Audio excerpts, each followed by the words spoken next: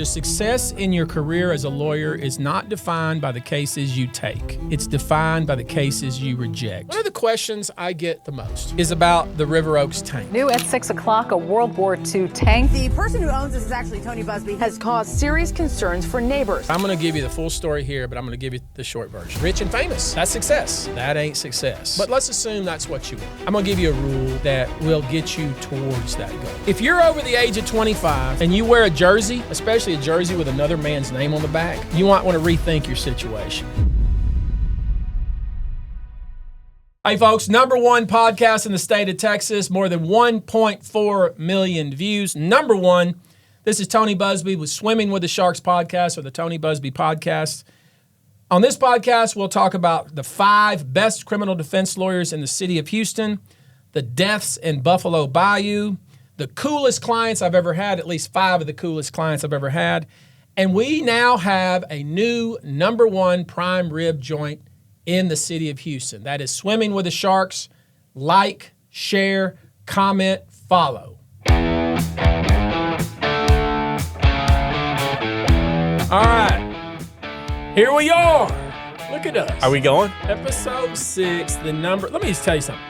#1 podcast in the state of Texas and growing. So like and follow and share. Like, comment, subscribe. Like, comment, subscribe. Like, comment, subscribe. #1 podcast in Houston. #1 in Texas. Yeah. Houston is easy. I mean, there ain't but a few and they suck. Yeah, there's a few in Houston. Yeah. I haven't watched any of them, but I've been told that they're a little bit weak. Well, here's the thing. They thought they had numbers because there's nothing to compare themselves to. Oh, yeah. And then once our podcast kind of came on the market, their numbers aren't looking very good. Well, let's make sure we do the proper intro. So, of course, I'm Tony Busby.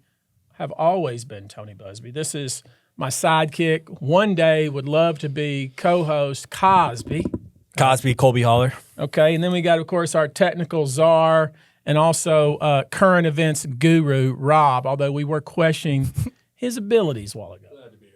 Yeah, you're lucky to be here. We had some road bumps, but a true pro. And then we have the fifth wheel. We got a +1 today. Fifth wheel. We'll call him the fifth wheel. Anthony Jr., who comments on his own comments. That's the kind of guy he is. So anyway, we'll talk about that later. So we are almost to the new studio. Every morning when I'm in that weight room, I'm in there, I'm pumping. And I know that behind me in that big ass room, that things are being envisioned of a new podcast home for the Swimming with the Sharks, the Tony Busby podcast, the #1 podcast in all of Texas, soon to be the #1 podcast in the United States. I don't care about those Hollywood stars. I don't care about those people. Anyway, where were we earlier today? We went to J. Alexander's for the prime rib. Well, let's lay it out because I think people know this because people send me all kinds of direct messages and people tell you ought to go here and you ought to go there. But the truth is, in Texas, in Houston, certainly, there's only a few places to go. And now I finally went to, I think, almost all of them. There may be one outstanding. But so we've been, let's just go ahead and throw them out there. Perry's. No good. No. What I need you to do is when I say Perry's, you go, okay, let's Perry's. Okay. Taste of Texas. Taste of Texas. That's next on the list. Until we go there. Okay. What's that other one? Lorenzo's. Okay, I can't do that. It's pretty good. Okay, pretty good. Oh, God. What's the other place? King it looked Ranch. like throw up on a plate. King Ranch throw up on a plate. And then today. J. Alexander. We walked into J. Alexander, and it was like Moses parting the Red Sea. We walked in, people looked right, and they looked left. Then they looked again right at us, and they could tell that we were on a mission. Yeah. 4 grown men, strapping men, tall men. I was carrying a bag. Yeah, but they didn't know if you were coming in there to bring like some stuff home. Could have been robbing the place. So you're 6 foot or more. You're 6'3". Yeah, much more than 6 foot. Okay, big son. Let's be clear. Robert Busby, the czar and current events guru, is well over 6 foot. 6'1.5". The guy that comments on his own comments, A Junior, 6'2.25". 6'2.5", maybe. Me over 6. We got 4 men. If I heard 6. laughing when I said over 6, there's going to be a damn problem. That's why you'll get kicked off the pod before you even get on the pod. Yeah, fifth wheel. Junior, fifth wheel. You're out. Anyway, strapping men walked in there. People were looking like, oh, it's Monday. Ooh. And we walk in like we were on a mission. We didn't give two wits about anybody and what they were thinking. I'm sure they were thinking, But something was going on. yeah, something's up. But we walked straight to our booth.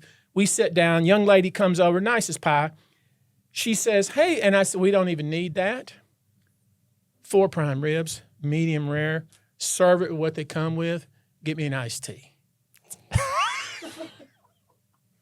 Guy actually ordered 2 drinks, though. I did order a Diet Coke, He had a too. Diet Coke and an iced tea. Yeah, I did that. I like the play, but that's pretty much what happened. I thought it was a Shirley Temple, but Okay. The comedy from the left side is a bunch of bullshit. We're not paying attention. Hey, the guru's here to work the cameras, not make fun of the boss. You're here to be right. heard, not seen and not heard. That's what we prefer. And you be quiet as well. Okay. So bottom line is, I do think we have a new winner in town. So I think that Jay Alexander's, if it were a foot race, leaned forward at the end, and Lorenzo's came in second. Yeah, and 3rd, 4th, 5th are not even There's close. no. So it's really in the city of Houston so far, and I can tell you we probably played ourselves out. We're not in New York, we're not in Dallas, we're just talking about Houston right now. If you need prime rib and you're thinking, oh man, hey lady, hey my baby, I may want to go get some prime rib. Here's what I want you to do. Just go to Jay Alexander's or go to Lorenzo's and just go. Just go. And that's all there is to it. All right. Listen. I got a message for you. They're not paying me. Jay Alexander's is the best. That's all I'm going to say. And let me tell you something, Houston. All these people that run these restaurants, and I know a lot of you folks out there, many of you are my friends, many of you are my clients, get busy.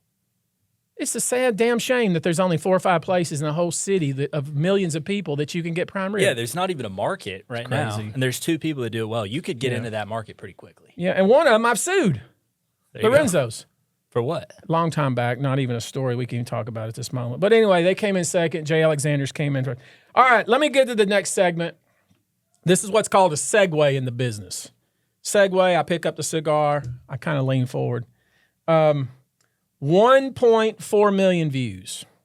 1.4 million views. It just keeps growing. It's growing quick. And when that new studio gets done, we're going to have some great guests. And I'm going to ask them some great questions. I was talking to a reporter from the Washington Post this last week on Friday, I think. He flew with us to the class. That was our last class at Texas A&M Law School. I was teaching a civil evidence class. That was the last class. He came along, and he said, who do you want on your podcast? And I told him there was one particular lawyer here in town that I would invite on my podcast, and I would say to him, do you, sir, believe in God? And he would be probably taken aback, and I would say, because I'm assuming if you believe in God, you believe God loves you, but for some reason, God loves me just a little bit more because every time we've had a case together, I win. Yeah, well, maybe he'll come on the podcast and we can ask him. We'll see. So we were going to talk about a few comments, but before we do, I want to say the overwhelming response of this podcast is very humbling, and I really do appreciate it. And Cosby he's really starting to feel himself. I think he's starting to feel himself. You know that little bird in the nest, and the mama's feeding it, and then all of a sudden it starts to look over the side of the nest. That's where Cosby is right now. He's looking over the side. And he's looking. He doesn't know it's a long way down, and he doesn't know if those little flappers will work. Cosby's about to jump. And I'm getting ready to give you a little push. That's where you are right now. So you're almost to the point of co-host and training, but you're still sidekick. Let me tell you this. One thing I tell young lawyers who are trying to win cases, because I win cases. I'm known for. That'd be true. I could go into a long soliloquy of why I think I win, but I can tell you a couple of things that I know to be true. These are truisms, if you will. Jealousy is not persuasive. Jealousy and resentment. Those are things that let's say if you're jealous and resentful of me, right? I don't care. Okay, that's on you, and the sooner you can shed that, the better your life will be. So keep that in mind. And secondly, anger is not persuasive. We were laughing earlier about, what are your top 5 emotions? And I said, anger. 1 through 5. 1 through 5. But that's not persuasive. And if you are going through your life angry all the time, you probably ought to take a real hard look in the mirror and figure out why that is. I say only these things because we get a lot of weird comments. Right. We get comments either in the direct messages. We get comments in the emails. I get, of course, a lot of comments, many of which I never get a chance to read them all. People send me things that someone else said. I take it. I'm like that sleek duck. You know that beautiful duck when you go to the pond and you see that duck out there in the middle of the pond and it's like really like, man, that's a beautiful duck. Yeah. And it looks like nothing bothers that duck. Like everything rolls off. You're that duck. I'm that duck. Let's talk about some of the comments that have been directed to us specifically. Cosby, I think you chose 2 or 3. Why don't we hit some of those? Yeah, we got 3 today. First one from Philip Chapman. Thank you, Philip, for commenting. How did that come to us? This was on your Facebook, I believe. Oh, okay. And he says, Tony, did your time in the Marines help you or hurt you as a lawyer? No question at all. Helped me in a huge way. I did have discipline and was pretty disciplined even before I entered the Marines, but certainly the Marine Corps reinforced that. Also gave me a lot of confidence. I have very little fear. Probably should have more fear, to be honest. Really reinforced this quality I had of taking chances and taking calculated risks. Of course, the Marine Corps, they thrive on aggressiveness and striking, using your strength to strike your opponent's weakness. That's kind of how we practice law. The old adage, Marines overcome and adapt. If you're practicing law and you're pursuing a case, things are going to change. They say, everything changes. All plans go out the window as soon as the first bullet is fired or first punch is thrown. Right. Same thing how it was in the Marines, and that's how it is in law practice. So you learn to overcome challenges, keep pushing, adapt, intense focus, working hard. The Marine Corps is a great training ground for the law practice, and some would suggest that I've been criticized before, and 2 judges that, hey, he's going to attack our weakness. He's going to try to take our CEO's deposition. Well, of course I'm going to do that. What the hell you think I'm going to do? I'm going to do exactly that. So that's the answer. The answer is absolutely helpful. Yes. And then also you give some of the lawyers reading material that you got in the Marine Corps. I think it's Fleet Marine Manual 1, FMFM 1. Maneuver Warfare. I make all the lawyers read that. Also, you recall Message to Garcia. Messages to Garcia is a good one. Really great book about following through without, you don't need somebody to coddle you and keep telling you how to do things. Just, I tell you to do something. Mm-hmm. I expect you to go and figure it out. So carry out the task. So carry it out. Okay. What else you got? How would you go about bringing in new business, particularly starting from scratch? What is it that you do that'd be applicable to non-lawyers? For example, financial service advisor. I'm making a ton of cold calls. I really feel for those people, for instance, like Fifth Wheel over here, who make a lot of cold calls. Right. At one point in my life, I ran for office and I didn't finance the campaign. Most of the campaigns I've ever had, I financed myself for the very reason that I did not want to make cold calls and did not want to ask people for money. Right. That's the worst. That's the absolute worst. And it takes a special kind of person and the same way with actors who go into a situation that know that they're going to be rejected and they know people are going to want to take their call, and they do somehow make it through the switchboard and they get the person on the phone. The person doesn't want to talk to them. I can't think of anything more miserable. So I feel for you in that respect. But that's not been my life. My life has been the clients I did have, I took care of them very well. I talked to them. I got to know them, and I asked them, do you have friends, family, coworkers, et cetera? I call that shaking the tree. Right. So the tree is your current clients. You need to really massage those clients and make them really happy, and then shake the tree and you get more clients. That's where I would start. Okay, so you're having your current clients and old clients bring in the new ones for you. That's probably in the legal business. I could go out like Win and Push and spend $200, $300, $500. I could do it. Right. $500,000 a month on billboards. I could spend $1 million a month. I could spend $10 million a month if I was stupid, but I don't need to do that.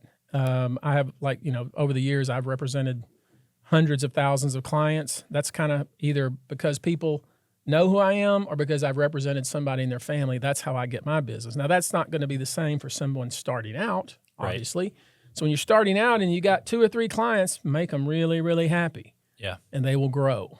Makes sense. All right. Today's sponsor is the Alligator Guides out at Porter's Processing in Anahuac. Yeah, you had some big gator hunt, right? Boy. So let me tell you, me and my 2 sons, Fifth Wheel and Guru. Fifth Wheel, who's a commercial real estate expert, and the Guru over there, the Guru. Why do we all keep messing? Am I that loud? I think you're a little close. Yeah, thank you. We went out. We drove an hour and 10 minutes out to Anahuac to a place called. This is our sponsor. The reason I'm telling you this is our sponsor. This is our sponsor for this podcast.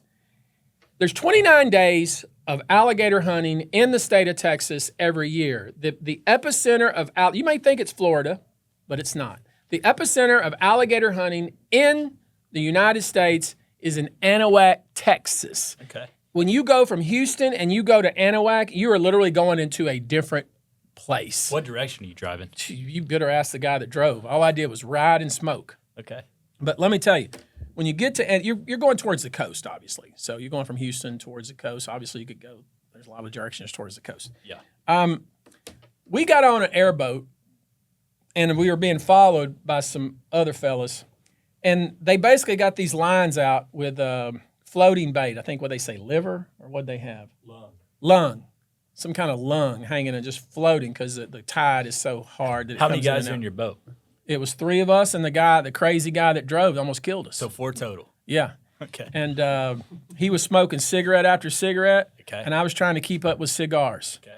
And if I'd have been a drinking man, I'd be drinking. Was he drinking? No. Not Had that he I'm been drinking? No, I didn't smell any drinking, and I bet Not that we know of. not that we're aware of it, but I can tell you, when we got our 3 alligators and we ran into the side of the bank, I wish I'd have been drinking. There we go. Because my neck still hurts. But that's a different story. I went and got the first one, so you can see the lines are in the water, and you can see if they're tight or not, whether you got a gator, right? Right. Well, the first one we came up on, it was tight. So I got up there, I started pulling. Then they just hand you a hand pistol. Was that a 22, you think? Yeah, it was. 22. Shoot them behind the eyes. So the eyes are here. You shoot them somewhere back there. Killed it.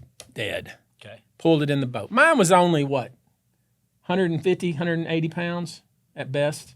200. Okay, maybe 200. Do you know if that's a man or a woman, or too hard to say? Man. Were they males? I know his was a male because I saw his penis. Not Robert's Quick penis. cut from penis. Pull the mics a little closer. I fucked that up. Then Fifth Wheel, Right. he had to shoot his twice, but his was much bigger than mine. So he missed. He hit it, but he hit it in the wrong spot. Fucking Fifth Wheel. He comes down with his chest all out. Like, Boss. let me come on. Boss, Let I'm me. about to interject.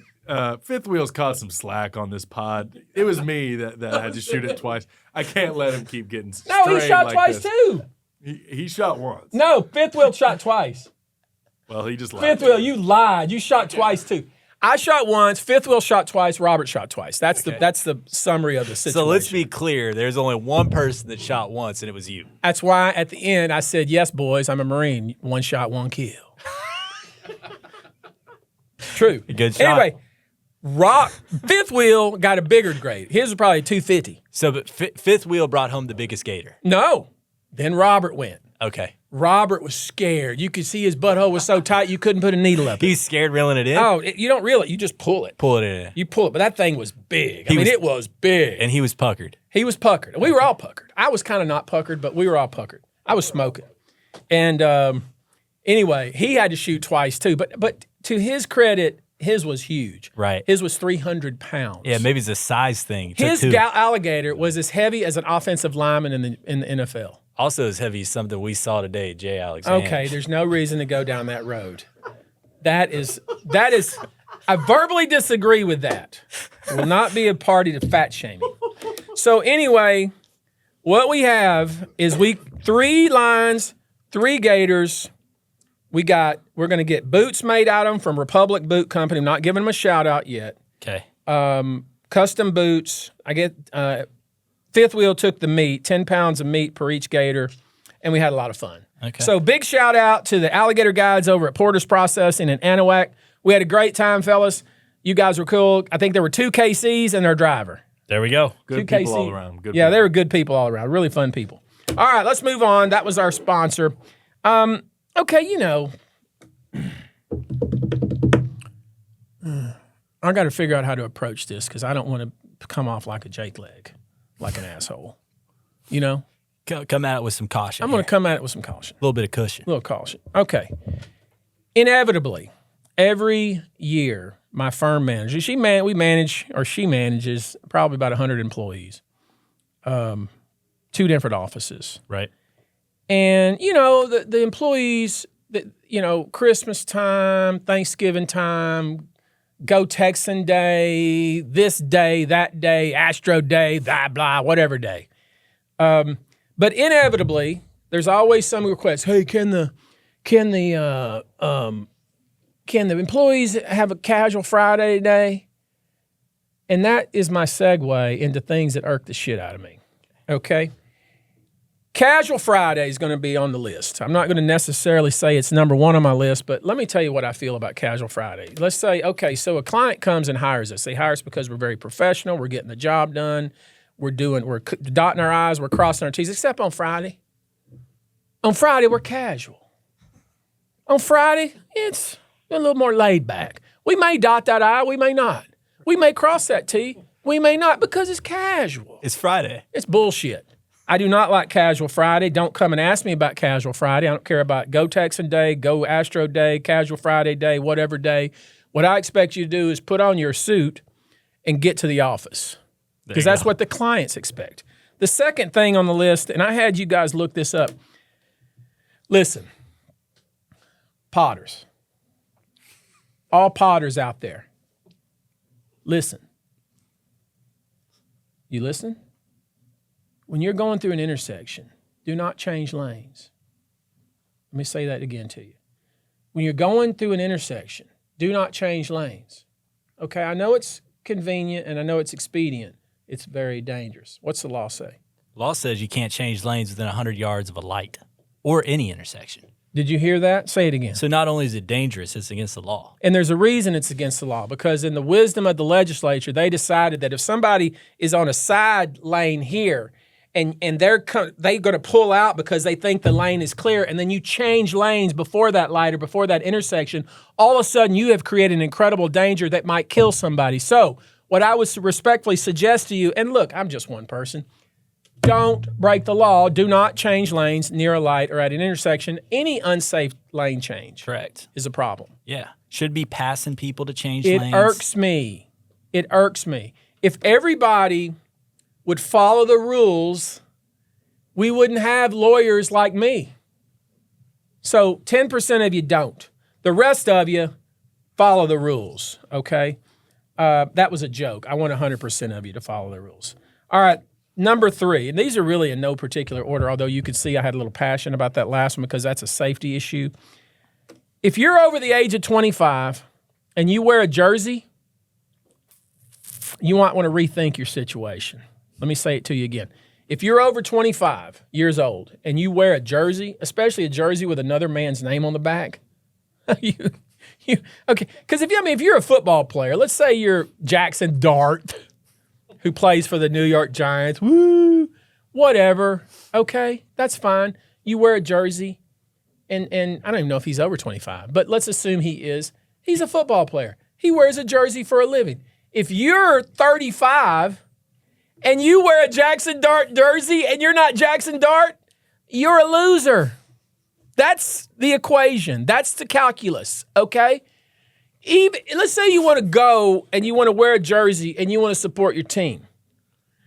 Okay, I think I can countenance that. What do you think?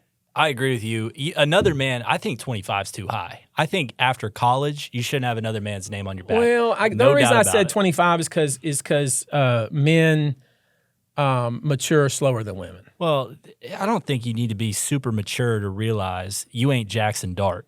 Yeah, but I don't understand. First off, let's say you're in the stands and you're wearing Jackson Dart's jersey. You got Dart or whatever the hell his name is on the back. You know, I think it's a made-up name, but that's a different issue. let's say you're in the stands and he runs by. He can't see the back of your jersey. He can't even see it.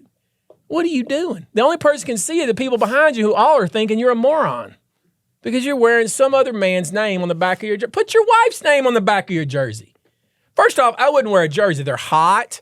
They're uncomfortable. I wouldn't wear it. But if you, let's say you like, I'm a true fan. I want to wear the colors because it intimidates the other team. Okay, you could just buy a normal shirt the same color. But let's say you want to wear a jersey just because that's how you are. Put your wife's name on the back. Okay? Then when you're walking out of the stadium, she'll see your name on the back, and maybe you get lucky when you get home because guarantee you got Dart on the back. She's going to be thinking about Dart, not about you. She's probably already thinking about Dart. So. I mean, we've seen that guy. Yeah. He's got it going, but you could just... Obviously, you have something for him. I don't know what he looks like. Sure. Okay. But you could just wear a plain jersey with no name on the back. Or you could wear a hoodie. What I say is the jersey is you're already in wrong land. And then when you put the name on the back, you're in loser land. Okay? So that's what I'm saying. That's what I'm saying. So just get out of loser land, bro. Get out of there. Okay? Okay. All right. Number 4, again, not in any particular order, Combovers. Okay. Let me just break it down for you. If you want to wear a, first off, bald men unite. I'll never be part of your group. Okay? But I don't have anything but love for you. A lot of people I know and love are bald. And I know it's a heavy burden to carry. I know it's heavy. And I know that when you wake up in the morning and you look at that cue ball head of yours, you're probably getting a little bit depressed. But don't get depressed. Because if you go all bald, cool, man. You've just accepted life, the hand that you've been dealt. But if you're just getting kind of bald on top and you're trying to do some kind of shenanigans up there, like you're trying to like look in the like double mirror at shit and taking pictures backwards and, spending all this time doing all kinds of, you know what I'm talking about because I know you're out there watching this right now and your face is getting red because you know I'm talking about you. Yes, I am. And I might be talking about this guy too. So the point is, at some point, you got to give it up. Either get on a plane and go to Turkey or go to the hair club for men and just put a rug on it. But the comb-over shit needs to stop. You ain't fooling anybody. When I see your hair combed in such a way that's not God's natural way, that it's going against every grain of your DNA fiber, like the hexagon thing that goes this way and your hair is going this way, you know that I know that what you're up to. So in the comb-overs, I got it number 4. I didn't put these in any particular order. Things that irk me. Unsolicited emails on either LinkedIn or to my office from financial advisors. All right, let me just break this down to you. I made a list about you folks. First off, a lot of you, do you have friends that are financial advisors? I know you have one really, really good friend, Aggie guy. Yeah. What's his name? There's one I'm pretty close with. Y'all are good buds, right? Yeah. I'm not on his close friends. I know some people that are, but we are pretty tight. Okay. Well, let me just say, and I don't mean any disrespect. Look, if you're a friend of mine and we're like, let's say I don't go to lunch with people. Let me see how I can rephrase that. Let's say I see you somewhere quite often and you got some investment vehicle for me. Just tell me right there. Just say, hey, Tony, how you doing? I got some investment thing too. And I'll either say, not interested, or I'll say, here's my email address. Email me about it because I don't want to hear it, okay? I'm out doing something. I don't want to hear a bunch of bullshit. That's fine. That's your job. That's your job. And I know and I know you young folks at these financial investment firms. I know you're trying to get business. Oh, do you know this guy that knows Tony? Yeah, I know what y'all are doing. But listen, when I get some random text, that says, hey, let me take you to lunch. Dude, you ain't taking me anywhere, okay? First off, I'm blocking the number. I don't know who you are. If you send some text to me that says, call me, I ain't calling nobody I don't know, so don't do it. If you call the office and tell my receptionist and my assistant that you and I have talked already and that I'm expecting your call, that's the oldest trick in the book. Yeah, one of the Come best on. ways to know that you're not calling him back is when they call the office and they say, "Hey, I'm one of Tony's friends." Yeah. It's like if you're Tony's friend, you probably don't have to cold call. You're the not front going to desk. call the office if you're my friend. And the truth is, I can count the number of friends I have with 3 fingers. You ain't one of them. Offer to buy me coffee. I can get my own coffee. I got people to get coffee from me. I don't need it from you. And I certainly ain't going to go to Starbucks. You think I'm going to go sit in Starbucks and have coffee with some knucklehead? Never going to happen. What am I going to sit across from you? Oh, here's your $2.95 coffee. Oh, thank you for that coffee. I'm yours for the next 4 hours. Tell me about your investment strategy. Come on, man. You know that ain't going to happen. What kind of bullshit is that? You want to meet with me to pick my brain about my investment strategy? The only thing you're going to pick is your nose. Get the hell out of here. I'm not interested in it, okay? So all this stuff, and look, I know you're working hard out there. I know they're working hard, Colby. I know they're working hard. It's too late for me, okay? I'm not going to take some guy who's 30 years old who's going to come and try to manage my money when he's living in an apartment and working out of a cubicle. Are you kidding me? You're driving a Hyundai or whatever the hell you drive. I'm driving a Rolls Royce, bro. Okay? What are you going to tell me about money? Not a damn thing. I mean, come on, let's be real. Come on now. I mean, I'm sorry. I don't want to be a jackass about it, which I am being one, but it just, I don't understand. Like, get somebody like Colby. Colby, will you take their call? I mean, even me, probably not. Some of the people that Colby, are you're an peddling, ass. some of the people peddling for this business is just ridiculous. Well, I know it's hard business, and I know they probably have some nugget of wisdom that maybe I could use. It ain't ever gonna get to me that way. It ain't ever gonna get to me because I ain't gonna listen to it. And your best bet would be is to put it on the back of your car window. And when you see a Rolls Royce driving down there, get in front of me and slow down a little bit. I might see it then, but I probably won't. I'll probably just ram you. So get on down the road. All right. I'm sorry. I just probably made angry every financial advisor in this. But look, I love what you do. I know you provide some service. You know, when E.F. Hutton talks, I don't listen. Okay? I don't listen. I'm not interested in that shit. Finally, last thing I'm going to say irked me, only because it came across when we were having dinner tonight. Do you gossip? I don't do it. Should men gossip? A man shouldn't gossip. A man should never gossip. But we know that there's a couple out there. There are that men do. who gossip. Right. Don't gossip. Don't do it. Please don't gossip. That's all I'm going to say about that. Yeah. Okay. Moving on. The segment, one of the questions I get the most is about the River Oaks tank. I mean, how many people have asked about the tank? Yeah, a lot of times people are like, "Oh, you work for Tony? That's the tank guy." Yeah, and I think that story was really blown out of proportion. But I'm going to give you the full story here, but I'm going to give you the short version. Okay.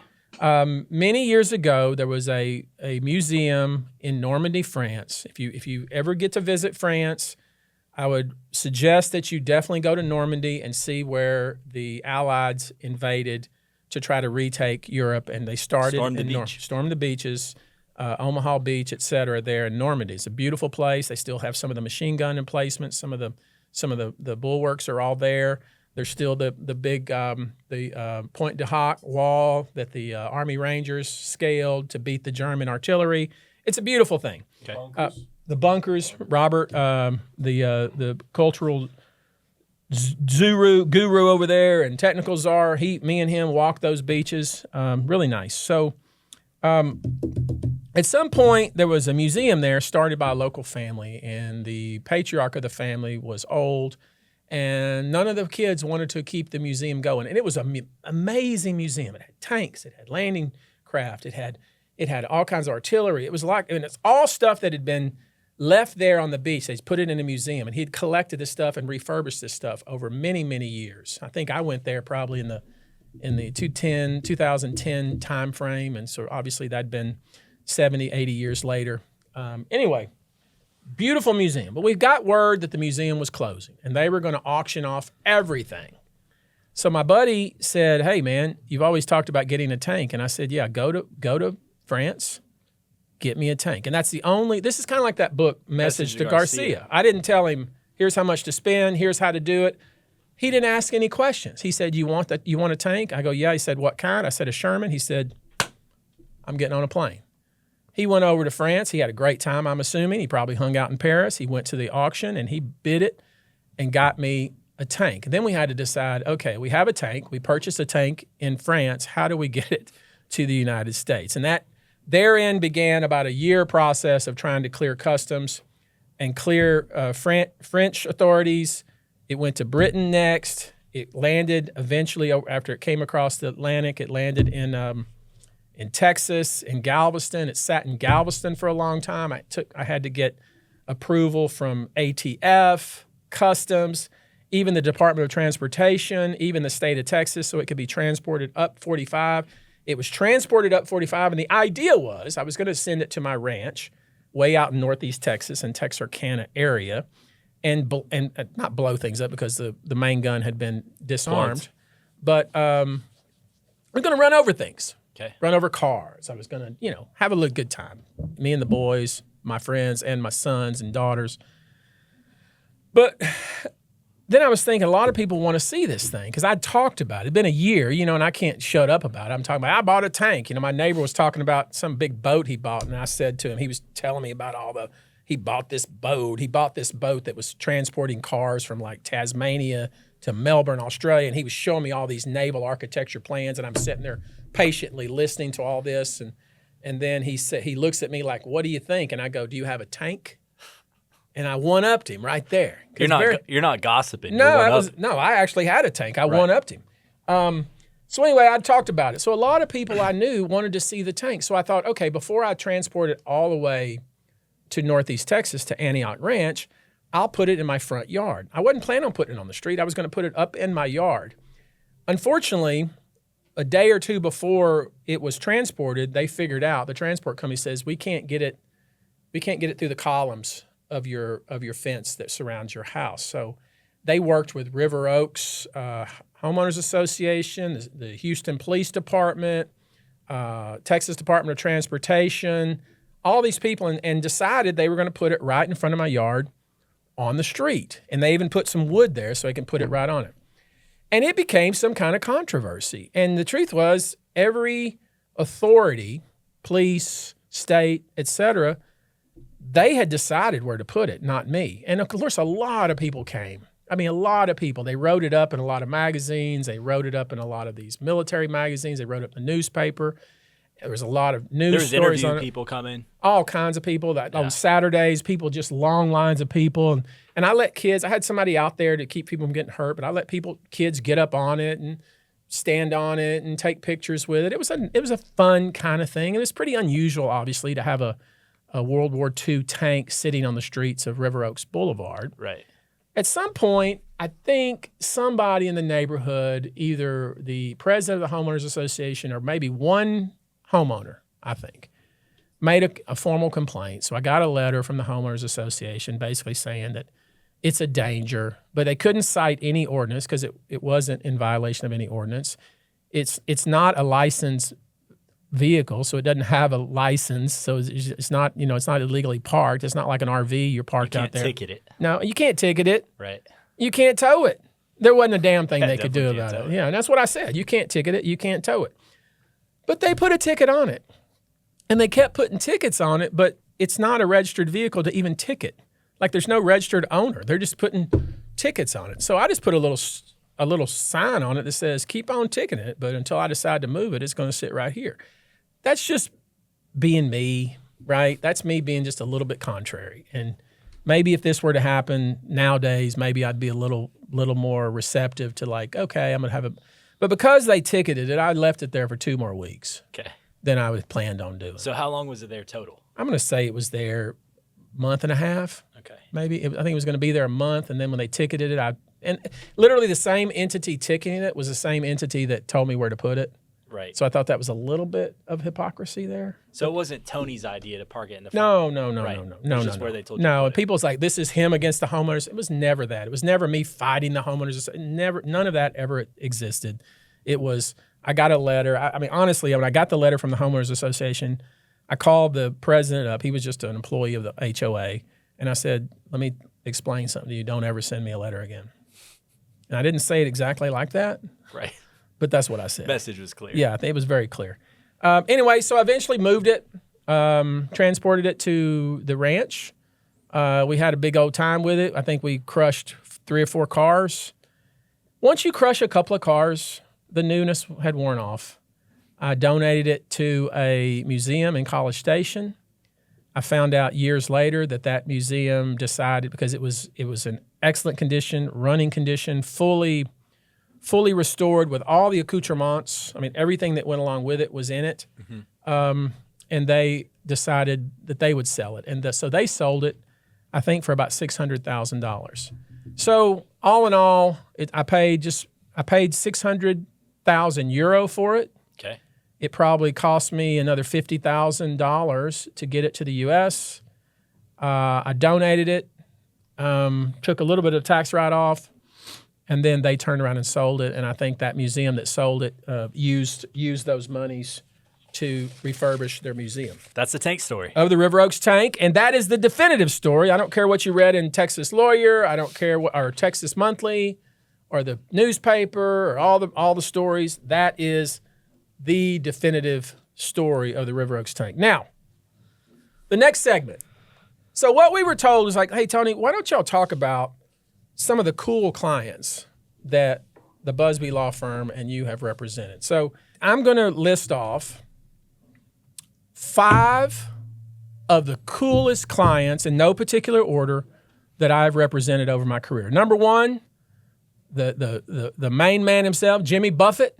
I represented Jimmy Buffett in an intellectual property case, which I won and ultimately put the defendant I sued in jail for illegally selling Jimmy Buffett items. Jimmy Buffett was incredibly happy about the result. As you know, he has an empire. Cool guy? Very cool guy. Okay. That's one of the coolest guys. Shortly thereafter, I represented the governor of Texas, Rick Perry, one of the first times a sitting governor had ever been indicted. He was facing 99 years in prison. Of course, Rick became a very close friend of mine and still remains a very close friend of mine today. And we were able to get the case against Rick dismissed. I remember the day that he was booked. We walked down from the governor's mansion down to the Travis County Courthouse. He took his booking picture, his mugshot. Beautiful man. I won't say anything about his eyes because I know that makes you. We can talk about his hair. He's got some good hair. Beautiful hair, beautiful tie, beautiful mugshot. One of the most beautiful mugshots ever taken. And then we went and had ice cream. He's a slick guy too. And slick guy. And the point was, a smart guy too. Mm-hmm. The point was that, hey, we're not scared. We're so scared we're going to go have ice cream. We're not sweating it. We're not sweating it. Attorney General Ken Paxton, as you know, I was his lead counsel in the first of its kind impeachment, first in Texas history the AG has ever been impeached, one of the biggest cases ever tried that year. Of course, he was completely vindicated. Ken became, of course, a close friend of mine, now running for U.S. Senate. And, of course, I'm pulling for him in that respect. And then 2 non-people clients. And, of course, there's been a lot of individual clients, and I wouldn't have time to go through some of the others. But the state of Texas, very proud to represent the state of Texas, and perhaps one of the largest cases ever filed against BlackRock, Vanguard at State Street. That case is still pending.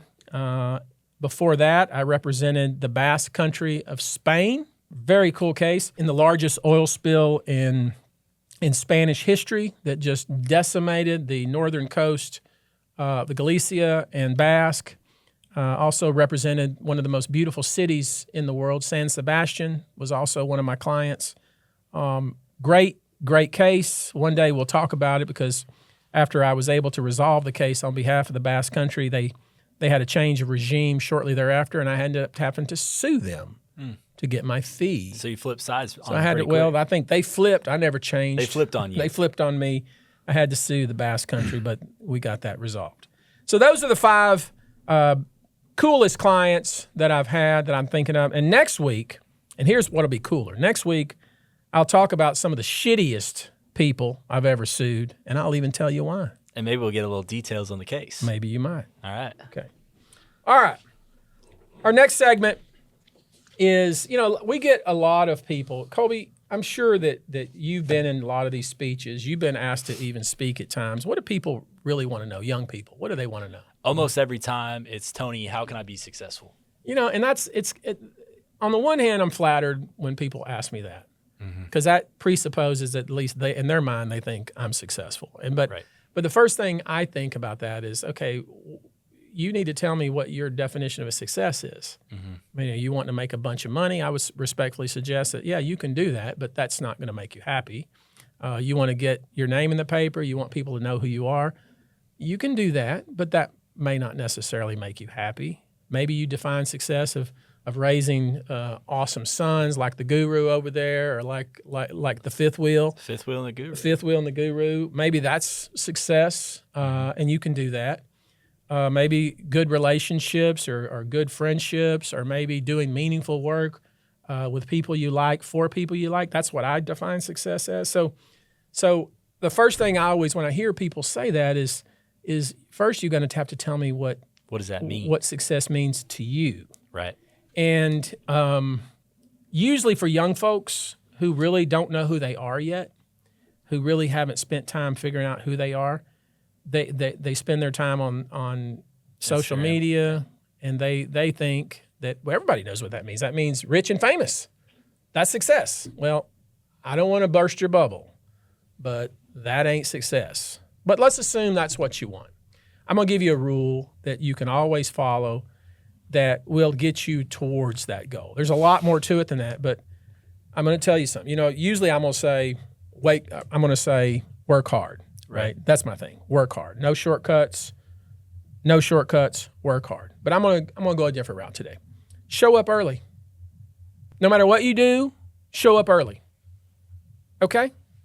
Show up early. You're gonna go to church? Be early. You're probably gonna see people and have a chance to talk to people that might be clients of yours, people that you'll develop relationships with. You're gonna go to the coffee shop, meet somebody, show up a little bit early. You're gonna go to a meeting, show up early. You're going to class. Go early, be early. You got to meet your boss, show up early. I always say that if you're 15 minutes early, you're just now on time. Show up early. Yeah, even in our class, the kids that were getting there like 10, 15 minutes early, they were talking with each other, learning a little bit more. And you said if you show up on time, you're late. That's what you said. I agree with that. Yeah. I think that's true. And I think there's a lot to be said just conditioning yourself to be early. Mm-hmm. You do that, you're automatically conditioning yourself to be prepared. Right. Because you're going early instead of you're just like, oh, I'm running late, I'm doing this, you're just walking in right on time. Anybody can do that. Early and often too. I mean, at our law firm, for example, if you're always there, you're going to get more opportunities. Always. Versus some guy that's working from home, or maybe he left early. If you're there and people are looking for someone else to help work with them, they're going to pick the guy that's there. Let me tell you, be early. That's your tip. All right, moving on. Current events. Now, I'm going to talk about the most pressing current event, and then I think the cultural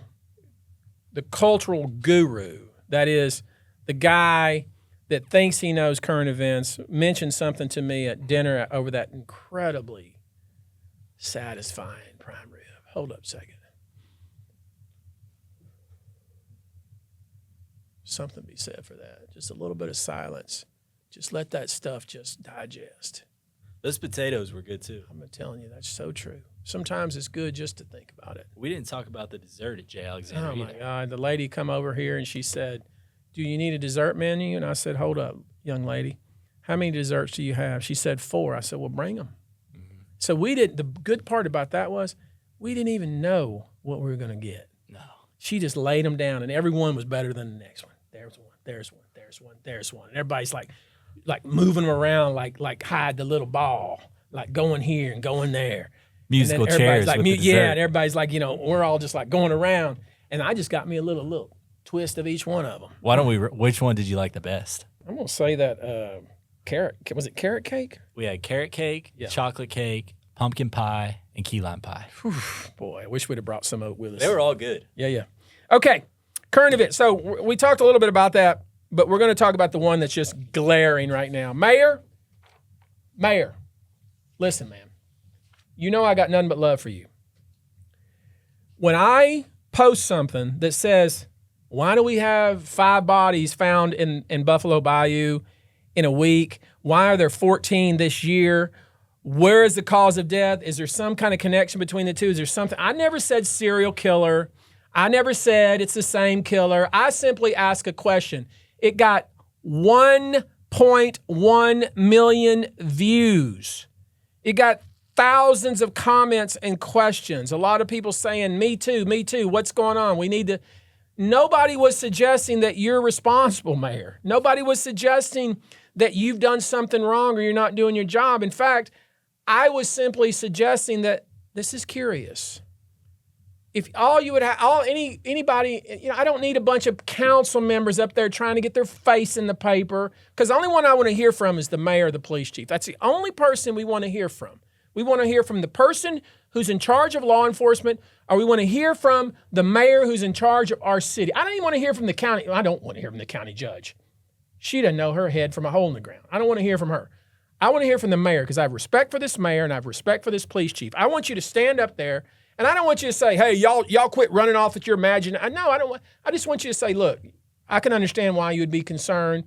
Here's the cause of death of this body, this body, this body, this body, this body, this body, this body. This was found here. This. Give us the facts. Let us draw our own conclusions. Tell us we have the cause of death for this one, and we have the cause of death. They're not related in any way. We don't see that they're related, but we have brought in people to see if there's any connection. And you know what? Everybody would be satisfied. Everybody would be satisfied. But if you ignore it, and then the Houston Chronicle, I posted my post, and literally within 48 hours, the Houston Chronicle had written an article about, do we have a serial killer? And then the next thing you know, you had several council members who you never hear a damn word from, not one word, who finally here's a chance for me to get my mug in the paper. And then they're out there having their press conferences, and they ain't saying a damn word that's useful to anybody, okay? The only person we want to hear from is the chief of police, and we want to hear from the mayor. And I will, to your credit, Mayor, I'm going to tell you, you did do that finally. I'm not suggesting you did it because you were pushed to do it, but I'm just telling you that it may be the case that every year there are 25 bodies found in the various bayous across the city of Houston. That's knowledge that the normal everyday person doesn't have, okay? I live right next to the bayou. Millions of people live on and around these bayous. So if you say, hey, it's 2025 and there's been 15 bodies recovered and we don't find that there's any connection to any of these deaths, but just for a point of reference, last year there were 24, then we would say, oh, okay, we're getting a little up in arms. And you say, yeah, there were 6 bodies found in 1 week, 6 bodies since September 15th, but don't get your panties in a bunch. That's not unusual. We live on a series of bayous, and a lot of times bodies are found there. There's not a serial killer. We're not saying there's not a serial killer because we think there is one, because we see that on TV. See, on every cop show that we see the police chief and the mayor trying to hide the ball and not let anybody know there's a serial killer because they don't want anybody to be scared. What they don't understand is when they don't tell us anything, that's when people get scared. Yeah, people almost want there to be a serial killer because it gives them something to talk about. Give them something to talk about. And the fact that nobody's addressing it formally is starting to make it look weird. So I just want to say, Mayor, administration, police chief, thank you for at least giving us some information. I think it kind of brought the temperature level down a little bit. I certainly wasn't, there was like hundreds of comments in my post where people were saying, there's no evidence of a serial killer. And I was like, hey, buddy, reading cures ignorance. Read. All I said was, does anybody else wonder why there have been 15 bodies found in the bayous? That's all I said. But let's be clear, there's been an uptick in the last 2 weeks of them finding them. There have. It's not really a linear type situation. I agree. And look, I still don't know, and I don't think anybody does, and maybe the mayor does it, but I still don't know, is there any chance that there's any connection amongst all of these findings? I don't know the answer. Right. But I do think that that's an answer that we're entitled to have. And I also know that it takes the coroner, the medical examiner, time to do their important work that they need to do. And but I will say that crime in the city of Houston Houston is not as bad as Chicago, but it's bad.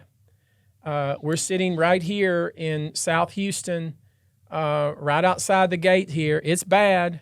There ain't no damn way that I would walk down this street where this studio is. One of the reasons we're moving and putting a studio somewhere else in a different part of town is because this place where we're sitting right here ain't safe.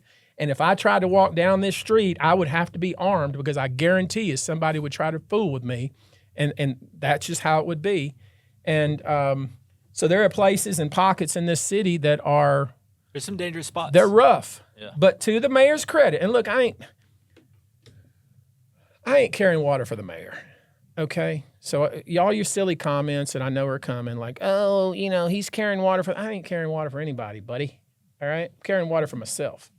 And myself says that crime is going down. That doesn't mean Houston is not still a cesspool. It's still a cesspool, okay? It's still Gotham City. It ain't Chicago, all right? At least we got a mayor that's paying attention. At least we got a mayor that's out there busting his ass trying to make this place better. He's a lifelong politician, but I tell you what, he's one of the good ones. He's one of the good ones. I don't care what you say about him. He is. I don't care if you're Democrat, Republican. I've seen a lot of them. He's one of the good ones. But there's still some really dangerous places. So here's one of the good things. This is a hell of a segue. It's a big segue. The governor just announced a task force. I think the governor kind of took some notes from Trumpy. Right. Trump has been sending the National Guard. Trump's a big task force guy. Yeah, oh, boy. Trump, don't give Trump some troops because he'll send them places. Yeah. And, no, he never served, okay, but he likes to send some troops. And probably the troops that he's sending probably don't mind going to D.C. and probably don't mind going to Portland and don't mind. I mean, I'm sure they love it. Like, oh, look at us, we're in Portland. I know when I was in the military, we went to the Portland Rose Festival. Yeah. Ooh, boy. I served in the Marines, so if you said to me, Tony, you're going to go to Bahrain or you're going to go to Portland. I'm going to go to Portland. Yeah. If you said, Tony, you're going to have to go to Saudi Arabia or you're going to go to D.C. Well, hell, I'll go to D.C., right? I mean, come on. So from the troops' point of view, I'm like, hey, now, are they trained? They may not be trained in law enforcement, but they're not stupid, okay? They understand what they get. You give them very strict orders, they'll do the job. So I think the governor took a page from the president's book and said, hey, we're going to join some force. We're going to create a task force, and we're going to apply that task force to some of the urban areas in the state of Texas, and we're going to do it in Houston. So the governor was in town a couple of days ago. I think he stopped in at the Ranya's house with the Crime Stoppers, and I think he took that opportunity to announce publicly that he was doing a task force, and the first place he was going to do it was Houston. And now this is the point, Colbs. What do you hear? You tell me. What do you hear from most of the Democratic mayors in places like Portland, places in Minnesota, places in Washington State, when the Trump says, I'm sending troops to help you make your city safe? What do they say? They say, no, we don't want your troops. We'll do it ourselves. Yeah, but yet, are they doing it themselves? They're not doing it. Okay. What does the general populace say? I'd say it's about half and half. Some like it. Others are like, hey, he's way overstepping here. Right. I think the more politically active ones think it's an overstep. I think the everyday person who's not politically active, the independents, if you will, of course, the conservatives are all for it, but the independents, the people that have to get on the subway every day, get on the bus every day, go to work. They just want to be safe. They want to be safe. What I hear from the run-of-the-mill person, to the extent there is such a person who's not politically engaged, they're like, yeah, if I see an extra troop on the street and that deters somebody from mugging me, I'm all for it. Right. I think there's some people that are really, really to the left that see it as some, it's some kind of authoritarianism, or it's some kind of attack on democracy or something like fascism and all that kind of stuff. Yeah. So that's what you see. You see a lot. In fact, lawsuits even. These cities are pushing back hard. Like, you can't do that. You can't declare martial law. You can't. States too are suing for that. Yeah, and this is what I want to talk about. One of the good things. This is all of this is in the context of one of the good things. One of the good things was the mayor of our city's reaction to the governor's deployment of extra people here for security in Houston. He said, look, as a good politician would, he said, we have made great strides to lower the crime in Houston.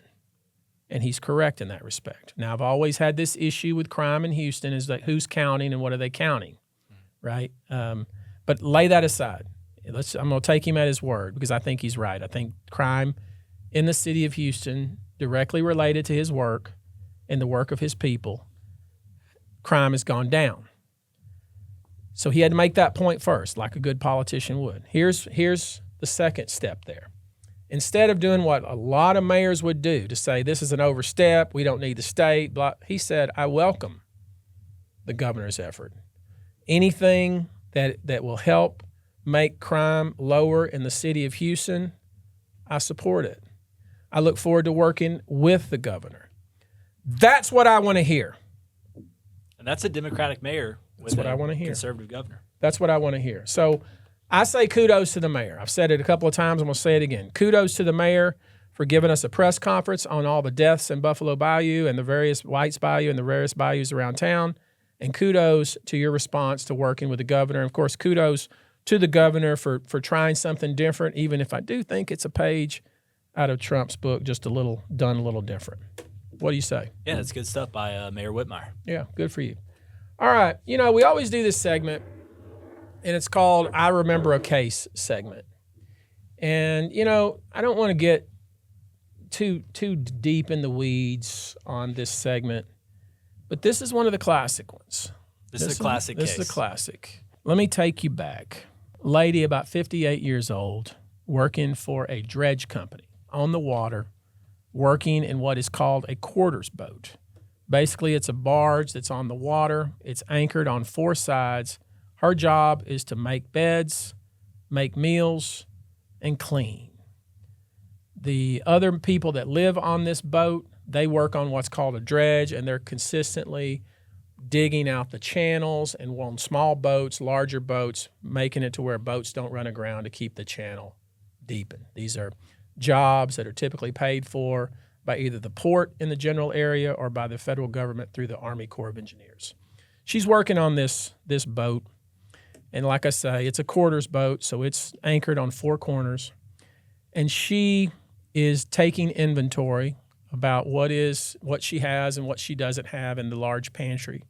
And she doesn't have a stepladder, so she's standing on a bucket, and as she's taking notes and how many cans of this and cans of that she has, a boat goes by and causes her barge to shift ever so slightly that makes her a can up above, two cans fall, hit her on the head, and knock her off the bucket and severely injures her neck.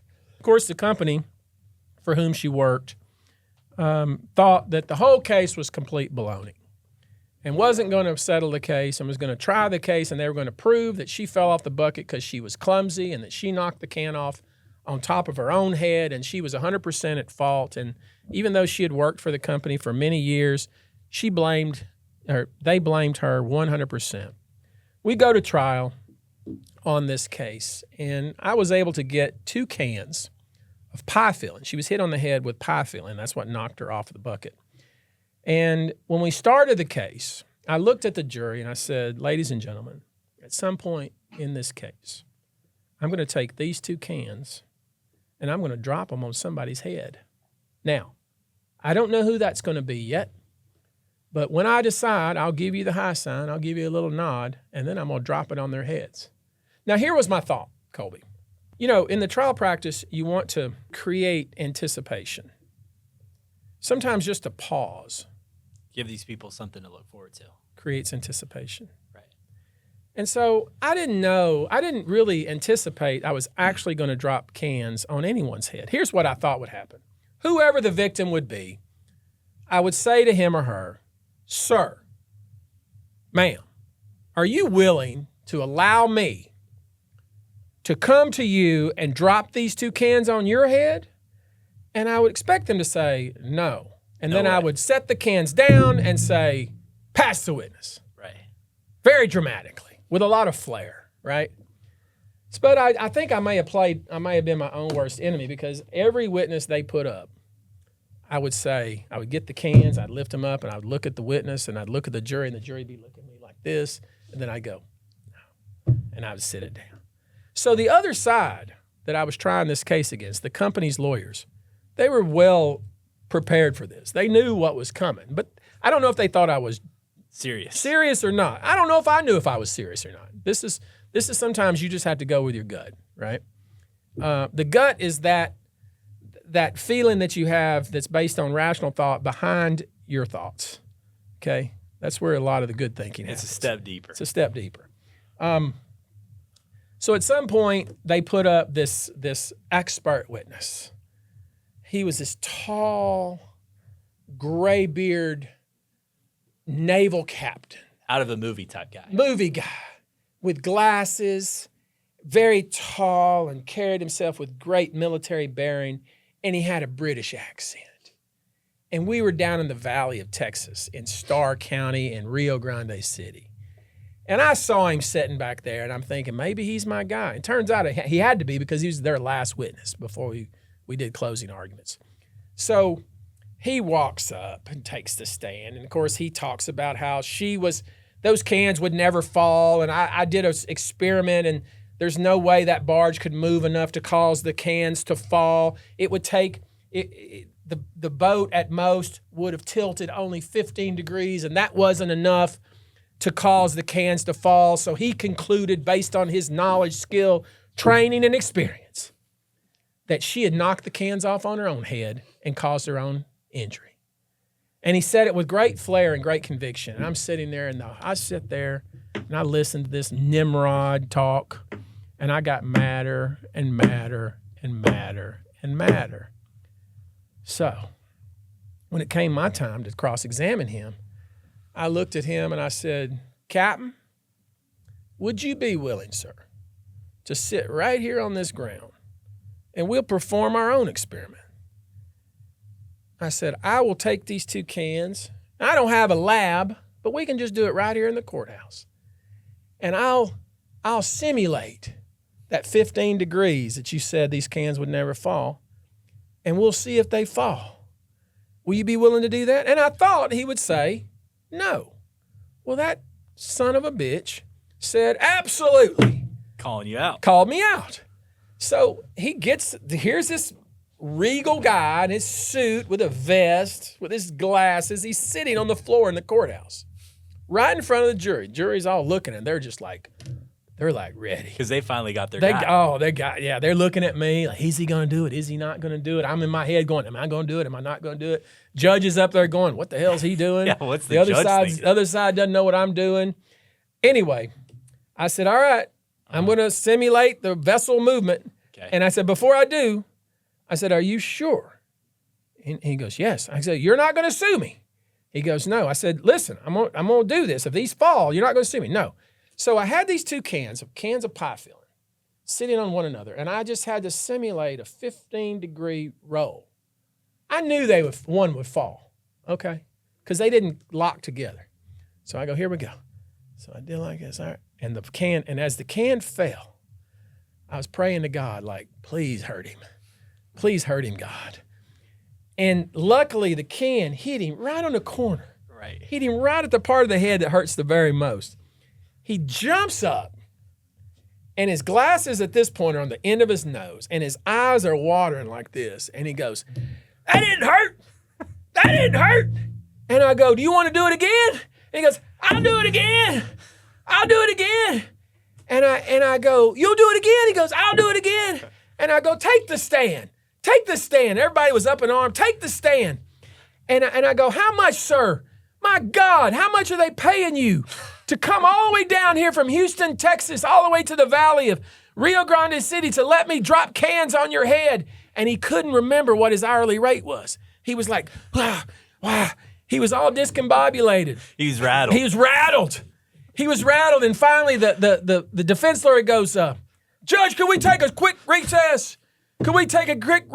And I knew at that point I'd won the case. And so as the jury was filing out, he was still trying to get himself together. He was really screwed up. As the jury was filing out, I saw him go out the back, go around, but the bathroom, the door of the court was open. You could see him And the two of the men in the front, as I looked at them, they looked over at me and they go, "Girl." Got him. That's awesome. Yeah. Anyway, those cans later were purchased. It became such a thing around town that there's a lawyer here in town that bought those cans for $10,000. Those two cans. Or total? Total. No, Okay. total. Okay. And he put them in a shadow box Yeah. in his office.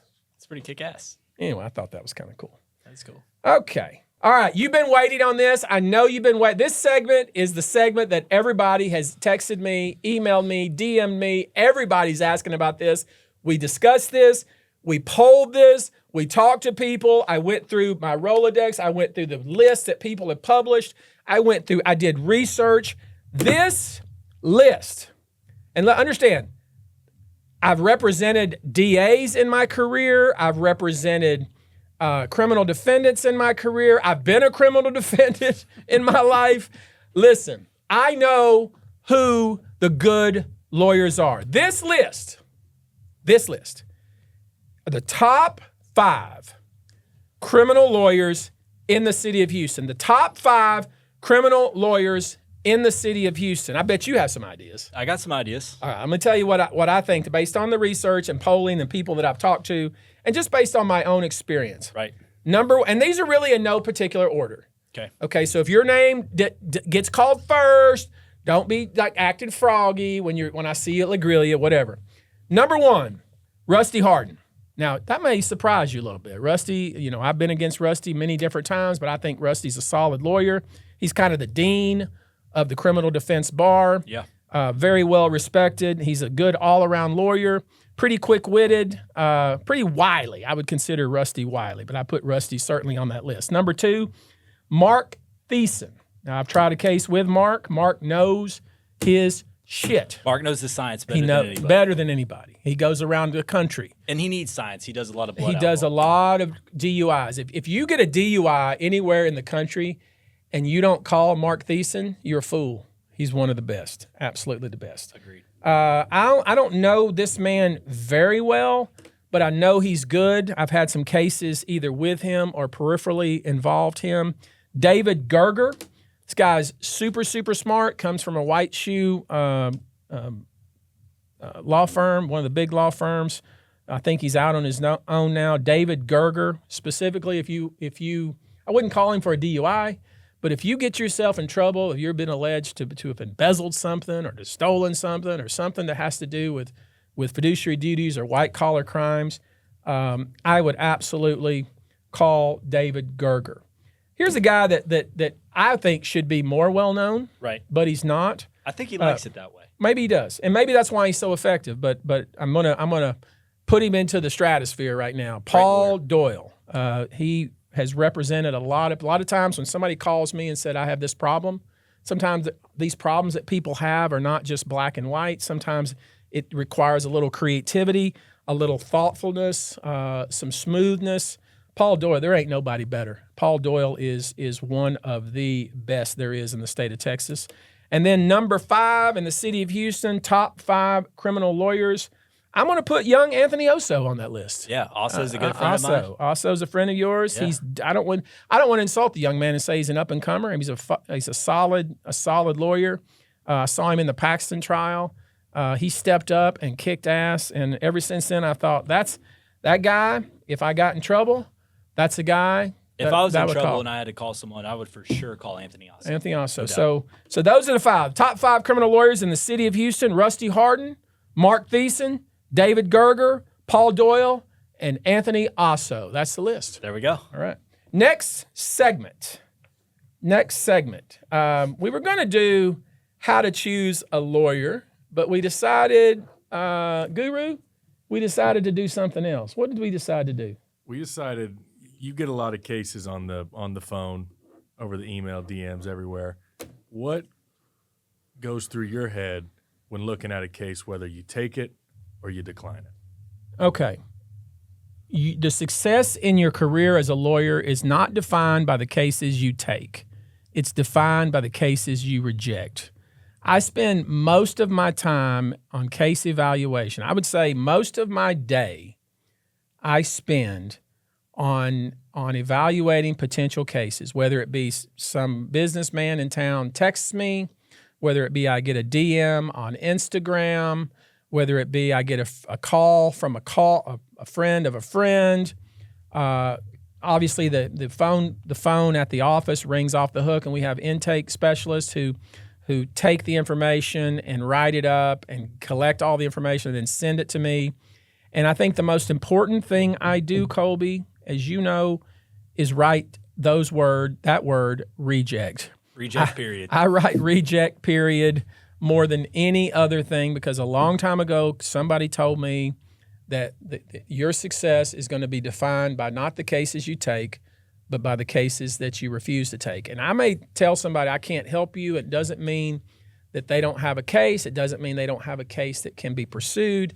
To me, it just means I don't have either the interest most of the time or the wherewithal to pursue the case. It's not something that I want. Either I don't like the kind of case, I don't like that particular case, or I'm too busy on other things I'm doing. So what do I look for? Well, first off, an injury case, and I've told you this before, you got to think of it like a three-legged stool.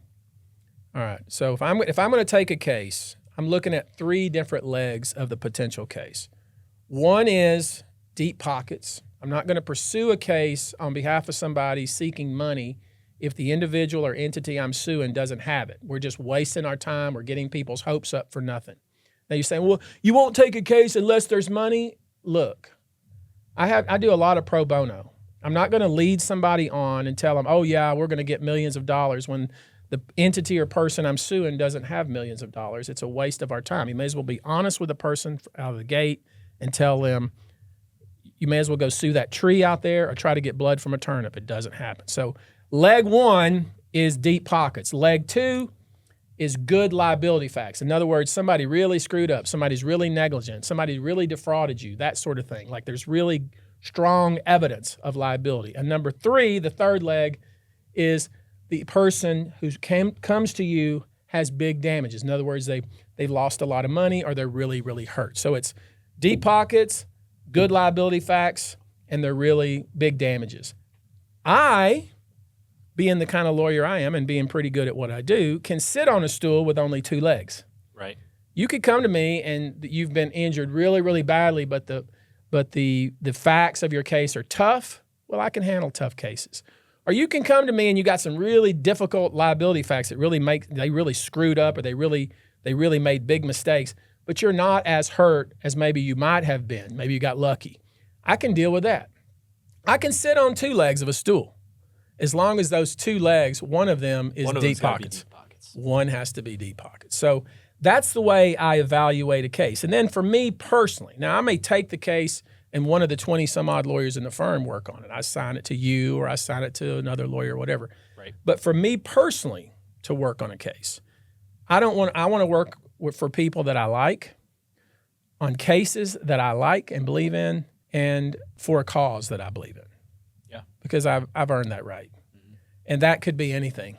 Yeah, you get to pick your spots. That could be anything. Cases at the firm. That could be anything. So that's how I choose cases. That's how I evaluate cases. I think that's how most good lawyers would evaluate cases. So I think we're probably going to have one more pod at this studio, and I would expect, Colby, that we would be moving into our new studio soon. What do you think? Yeah, we should be moving in the next 2-3 weeks. What have you noticed around, from your point of view and your practice of law, something that's really moving you right now?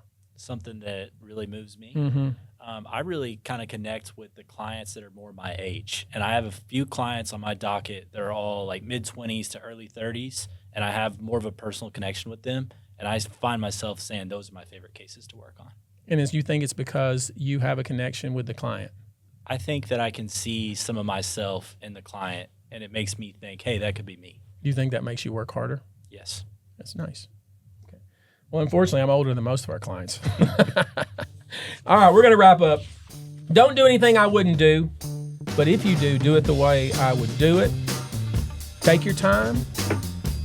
Be present. Count your blessings. God bless you until we see you next time. That's the end of this pod. There we go.